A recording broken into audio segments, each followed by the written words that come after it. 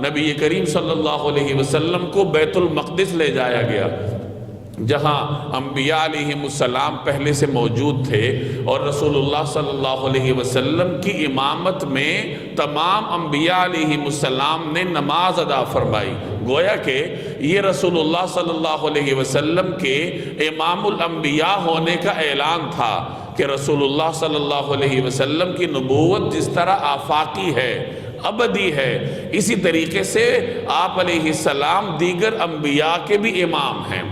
دیگر تمام انبیاء صرف اپنی امتوں کے نبی ہوتے تھے، لیکن رسول اللہ صلی اللہ علیہ وسلم کو یہ شرف حاصل ہے کہ جہاں آپ صلی اللہ علیہ وسلم اپنی امت کے نبی ہیں، وہاں آپ دیگر انبیاء کے لیے بھی نبی ہونے کی حیثیت رکھتے ہیں۔ تو آپ صلی اللہ علیہ وسلم کی امامت میں تمام انبیاء علیہم السلام نے نماز ادا فرمائی۔